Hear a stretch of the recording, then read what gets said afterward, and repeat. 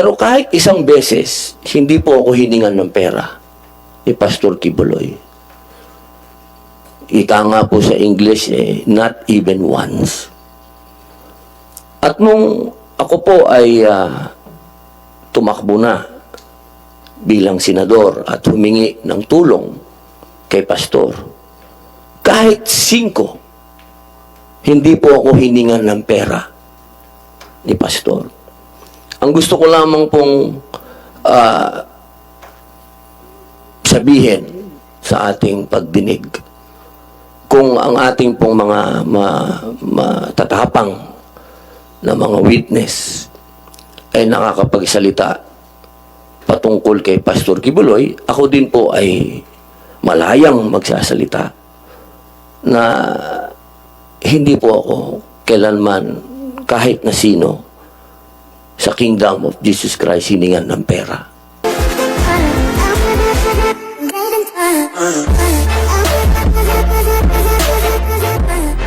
Meron po ba kayong mga gustong itanong or sabihin sa ating mga resource persons?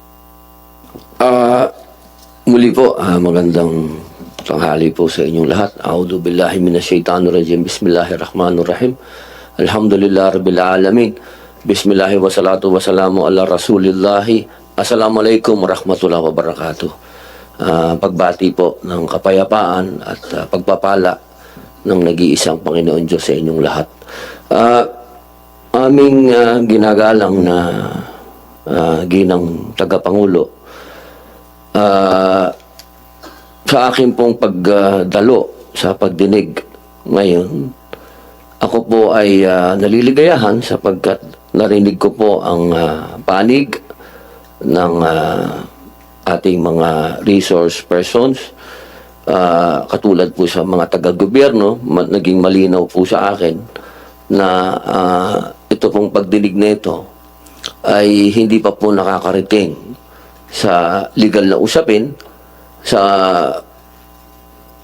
napakalinaw pong pagpapaliwanag na ang lahat ng po ito ay dadaan sa investigasyon.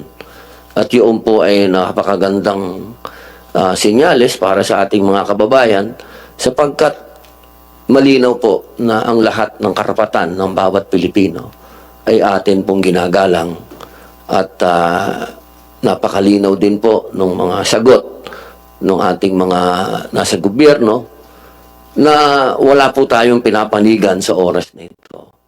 Ang lahat ay may boses, pinakikinggan po natin ang mga nag-aakusa, at ganun din po ang pagdepensa naman sa ng ating inaakusuhan. Napakaganda po ng ganitong pagdinig, sapagkat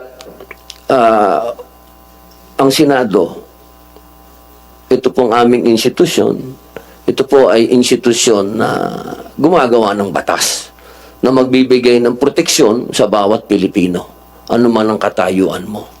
At kayo naman po dyan sa executive, kayo po ang mag-i-implement niyan kung ano yung mga nagagawa naming batas.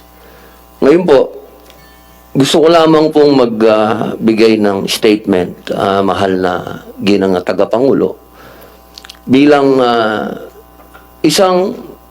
ito po ay hinihiling ko na mailagay sa record ng Senado, sapagkat ako po ay matagal ko na pong kilala si Pastor Kibuloy.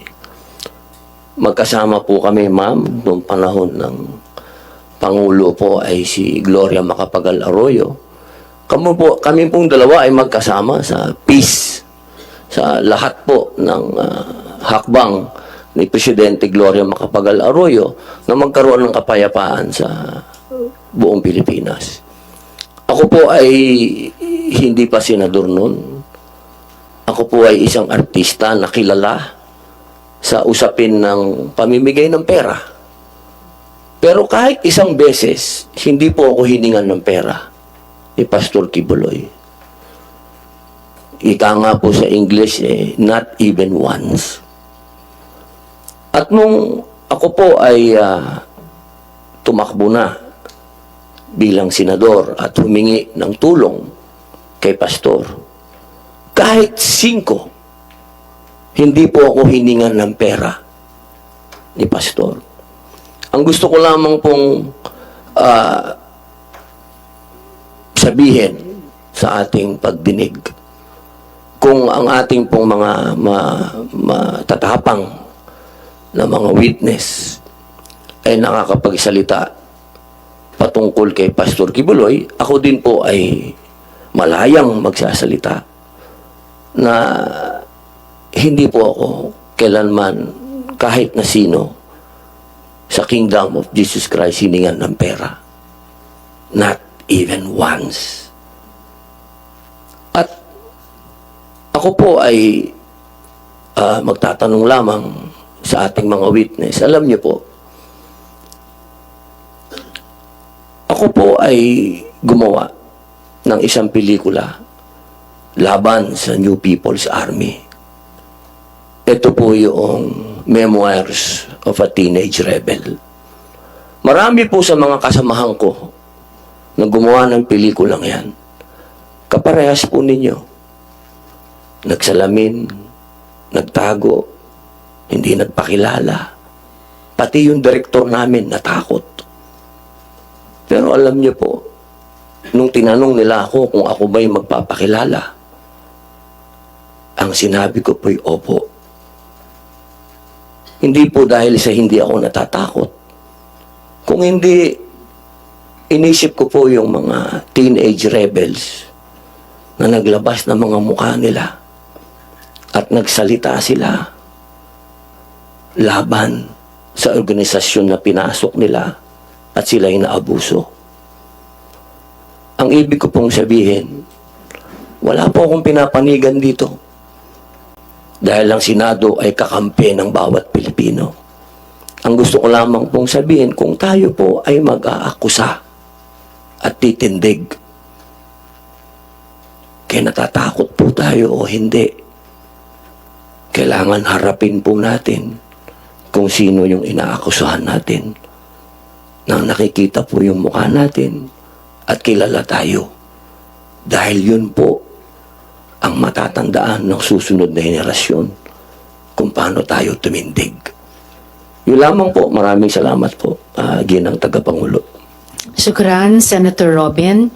At bago yung aking maikling closing statement at pagsuspinde ng hearing, nais kong i-reassure din ang ating mga victim survivors na witnesses, Elias Rene, Elias David, Elias Jackson, at pati tulad ng mga nauna na nandirito physically, sina Elias Amanda at Elias Jerome, na batid ng komite yung inyong tapang at lakas ng loob para sabihin ang inyong katotohanan sa komiteng ito.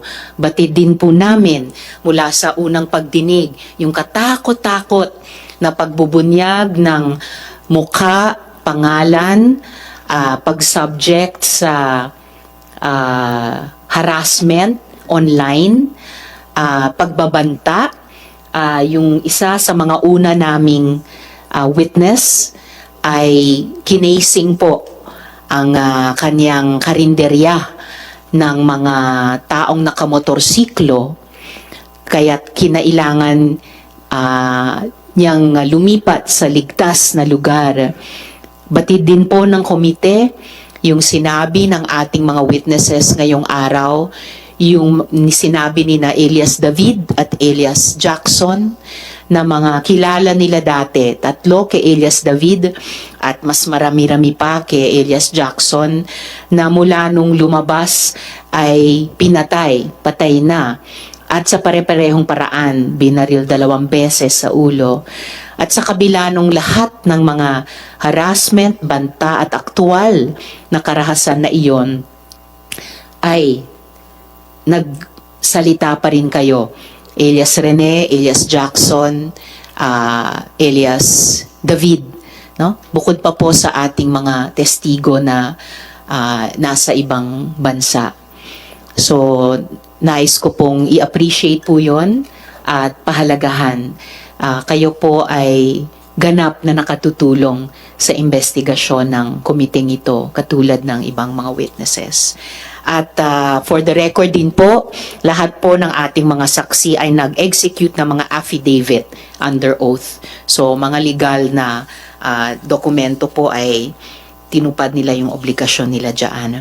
So bilang maikling pangwakas at pagsuspinde sa hearing natin, uulitin ko po na ilabas na ang subpoena laban kay Pastor Apollo C. Quiboloy, ang leader ng Kingdom of Jesus Christ. Pagkatapos ng hearing na ito, maglalabas din po ako ng imbitasyon sa mga nabanggit pa ng ating mga victim survivor na nanakit sa kanila. Kasama sina Enteng Canada, Tina San Pedro, Marlon Rosete, at mga iba pa sa mga miyembro ng Kingdom.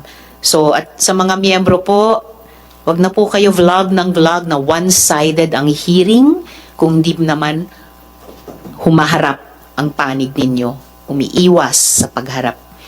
We expect you, especially Quiboloy, to respect this subpoena and finally show up to our Senate investigation.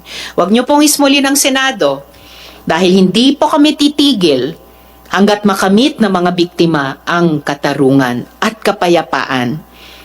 This subpoena is a continuing one since the next hearing is a continuation of this one. Sa lahat ng mga testigo ngayong araw, Elias Rene, Elias David, Elias Jackson, pati si Elias Ayona, maraming salamat sa inyong tapang. Alam namin na hindi madali ang pinagdaanan ninyo. Mas lalong hindi rin madali ang tumindig laban sa isang makapangyarihang tao. I know your courage will inspire even more to do the same. Kayong mga sumubaybay sa investigasyon namin noon kay Senyor Aguila at yung mga sumusubaybay ngayon sa mga pagtetestigo ninyo. Kaisa nyo po ako, kaisa nyo po ang komiting ito, kaisa nyo po ang Senado para sa inyong laban sa hustisya. At gaya ng sinabi ko kay alias Jackson kanina, pag may nanakit sa inyo, sasagot sila sa akin, sa komite, at sa buong Senado. Mabuhay po kayo, alias Rene, at lahat po kayo. At marami pong salamat sa lahat din ng ating mga resource persons ngayong umaga. Shukran, Senator Robin. This hearing is suspended.